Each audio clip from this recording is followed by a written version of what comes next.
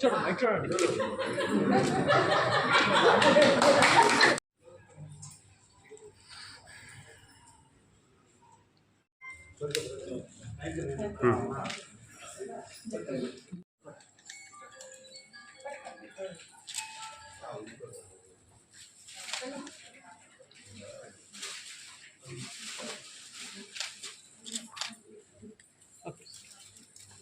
నా పేరు శ్రీహర్ష.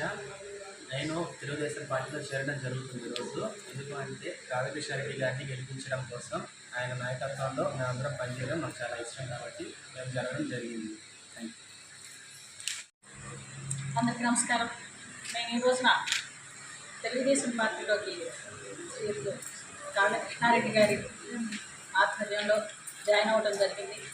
నేను బీజేపీ నుంచి ఇక్కడికి వచ్చాను. కారణం ఏంటంటే ప్రజలకు అందుబాటులో ఉండేలా ఒక నాయకుడు అనేవాడు ముందుకెళ్తూ మాలాంటి వాళ్ళ చేత వర్క్ చేయించడంలో రాధాకృష్ణారెడ్డి గారు దిట్ట కాబట్టి అలాంటి నాయకత్వంలో పనిచేయడం మేమందరం ఇష్టపడి ఇక్కడ జాయిన్ అయ్యాము.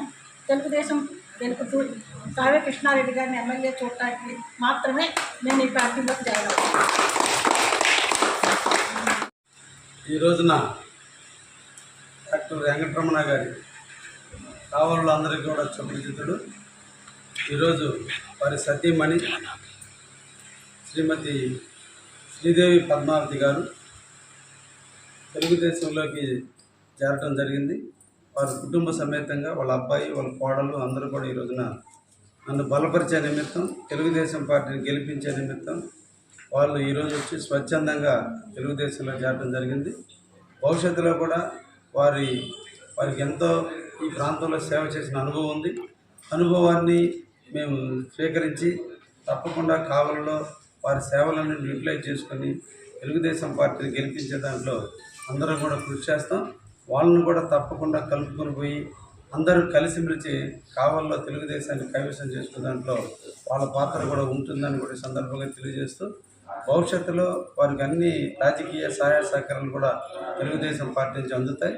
వారికి రాజకీయ అనుభవం ఎక్కువ ఉంది కాబట్టి భవిష్యత్తులో వాళ్ళకి మంచి పదవుల్లో కూడా తీసుకురావడానికి కూడా అవకాశం ఉంటుంది.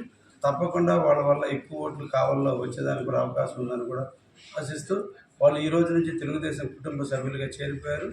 రేపటి నుంచి వాళ్ళు కూడా తెలుగుదేశం పార్టీ అభ్యర్థి నన్ను ఎంపీగా వేమిరెడ్డి ప్రభాకర్ రెడ్డి గారిని గెలిపించడానికి వాళ్ళు కృషి చేస్తారని కూడా ఈ సందర్భంగా తెలియజేస్తున్నారు. నాతో పాటు వచ్చిన